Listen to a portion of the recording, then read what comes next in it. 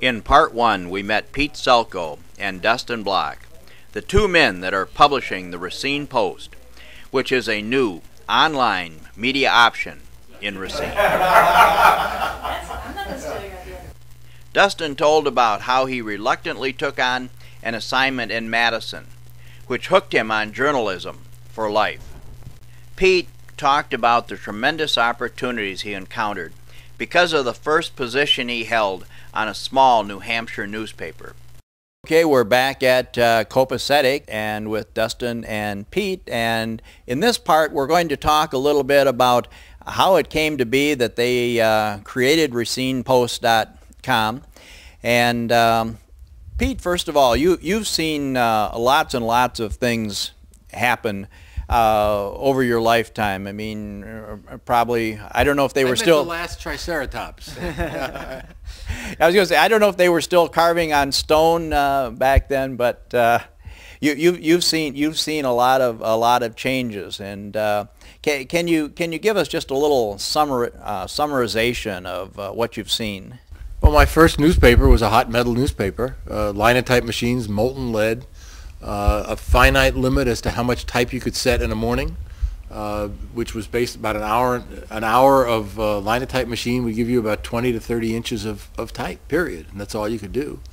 And I worked on hot metal newspapers until 1979 was my last hot metal newspaper. You look at CNN and they have all these eye reporters or whatever they call them, somebody with a cell phone who holds it up at a news event or a car crash or whatever, and bingo, it's on the air. It takes no technology to do it, and it takes no training or effort to do it, which in some sense makes it harder for the viewer because he has to decide the veracity, the accuracy, the objectivity of the person who's putting it online. But for those of us doing it, it's much easier, yes. Now, Dustin, I understand this was kind of your brainchild. It happened rather quickly, and you brought it all together. Yeah. Well, at the Journal-Times, we really got into the website. There were a couple, Rob Golub and I in particular.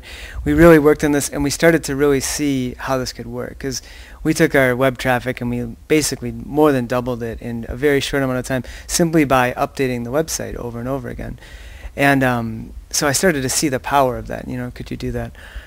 So around the time that I left the paper, I kind of sat down one day and I just made this website. Now I'm not a computer programmer at all. Like I know very, very little, and it just came together. It's very, very simple how you could do that, and just a couple of things, and it's all free. You know, so I think we were just talking. It was about $5 a month. You know, is what we paid to run Racine Post.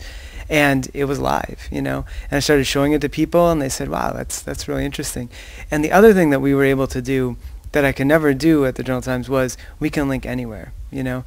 So we don't have, I mean, we have our own stories, of course, and things like that. But I think the strength of Racine Post is we bring everything together into one place. So if the Journal-Sentinel, if the Journal-Times, New York Times, anybody has a story that we think is interesting to Racine, we bring it into this one place, which is becoming a real trend right now online, this aggregating style.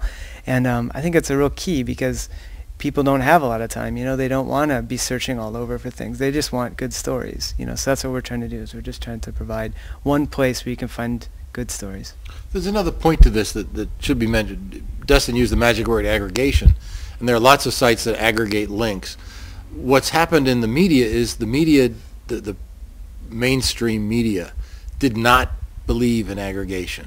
The mainstream media believed in putting on its own website only its own stuff.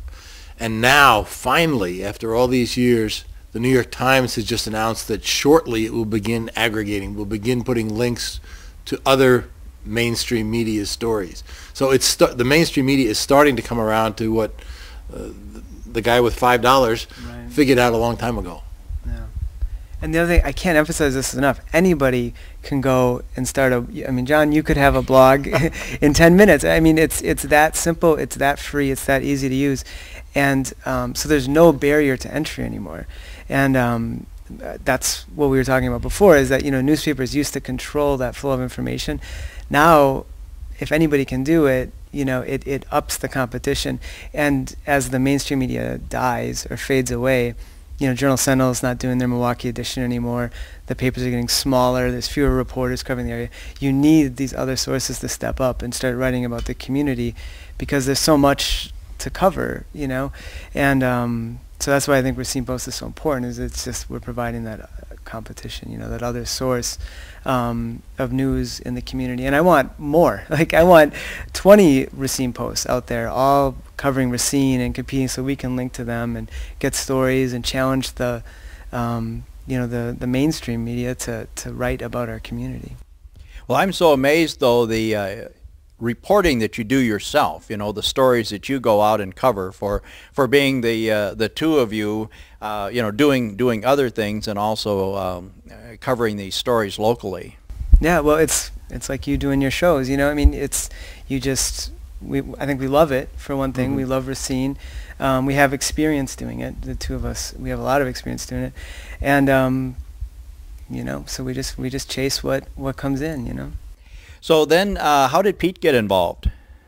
How did Pete get? I think he just kind of muscled his way in. I think that was it. Yeah.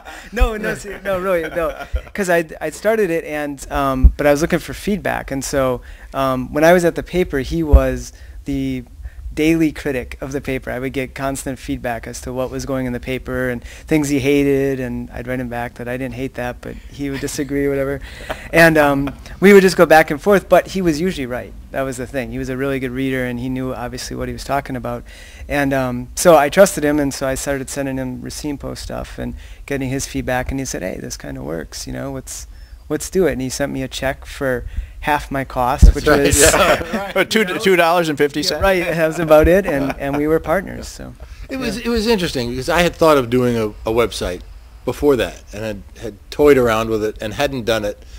And when Dustin came to me, he had the one piece that I hadn't thought of that I thought made it work. And everybody has a blog, and you can do a blog, and it's a consecutive posts of all the stories you write. And the piece that Dustin had was that front page, the Racine Post part, that made it into a newspaper, basically. And that was the magic piece that I hadn't thought of or figured out how to do, and I thought made it work. And so when he started his, and I started talking to him about it, and I think it was 2 weeks, I said, you want a partner or not? And he said yes, and so there we were. Well, it's a really nice product that you put out, and I know that you put a lot into it. I've got a friend who says, I'm out at these events, and there's Pete out there taking pictures, and then 2 hours later I go home, and those pictures are on the internet. Once a fire dog, always a fire dog. News is competitive to me, and whether I'm competing with somebody real or whether I'm just competing against the ideal and myself is the same thing. So yeah, you try to get the best story you can get, and you try to get it to readers as quickly as you can. And maybe nobody sees it for 6 hours and doesn't appreciate that effort, but I'm not doing it for them, I'm doing it for me. Well, I hope the viewers have some understanding and appreciation for what has gone in to the two of you developing this, and it's a great asset that we have in Racine. And now we're going to segue away, and we're going to talk to Mary for a couple of minutes here. Great. Thank you both. Thank you. Thank you. In Part 3, we will talk to Mary Osterman about her involvement with the Racine Post and downtown Racine. And she'll have fun, fun, fun.